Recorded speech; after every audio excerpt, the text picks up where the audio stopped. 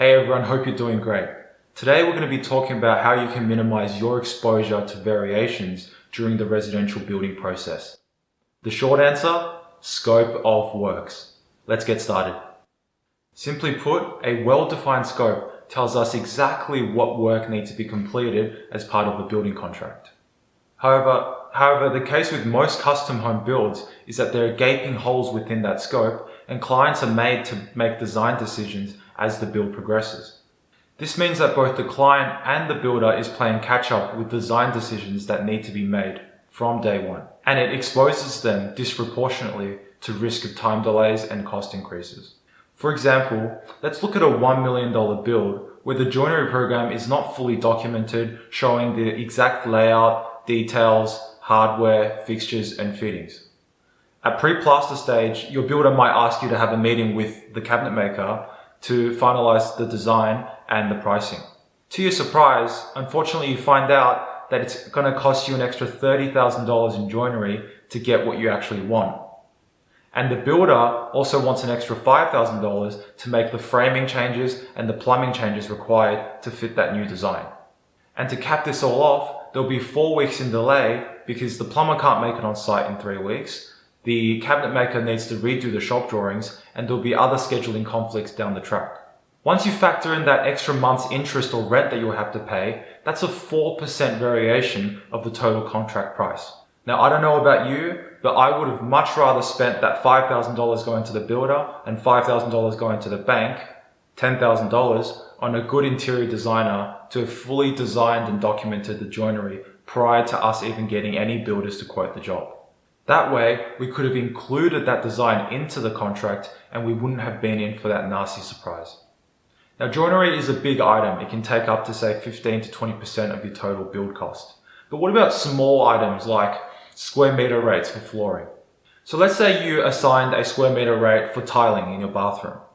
At plaster stage, your builder is asking you to provide him your final choice for your tile. Now, you're very happy to let him know that you found a great tile that you really loved a couple months ago, and it's only $5 extra per square meter.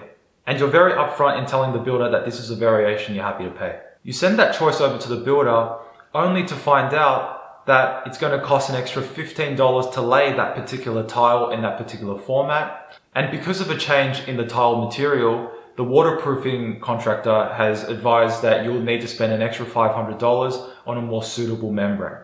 However, at this stage, you've already chosen the perfect vanity with that cabinet maker, which is already in production, and your taps are already on their way from Europe, and they will perfectly match for your tile. So that leaves you no choice but to pay that $3,500 variation, which you thought was going to be $700.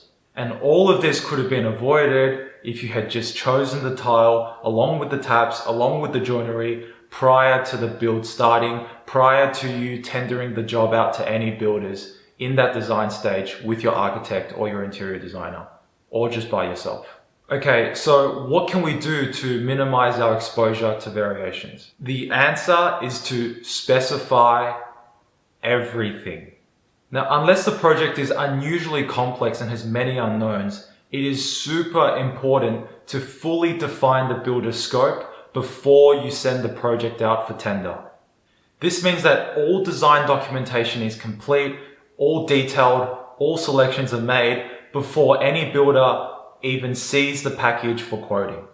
Number one is that this means that all builders will be quoting on the same design without making 6 different sets of assumptions, and it will give us more consistent and more accurate pricing.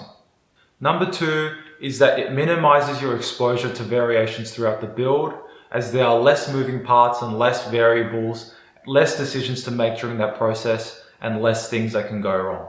Number three is by completing the design documentation before the build starts, you're taking a more considered approach to the design, which should give you a better design outcome. And finally, it makes for a much more enjoyable building experience. The fact is, there is enough to deal with throughout the build already. There's so much going on. So by fully scoping out the project early on, you'll have a much more enjoyable time during the construction process. So there we have it. If you're currently planning your build, please go out there and make all your selections, finalize the design documentation before you send it out for tender. I promise you, you'll be saving yourself a lot of heartache. All right, thank you so much for watching. Now, if you have any questions, leave a comment, send me a DM, let me know. I'm always happy to have a chat.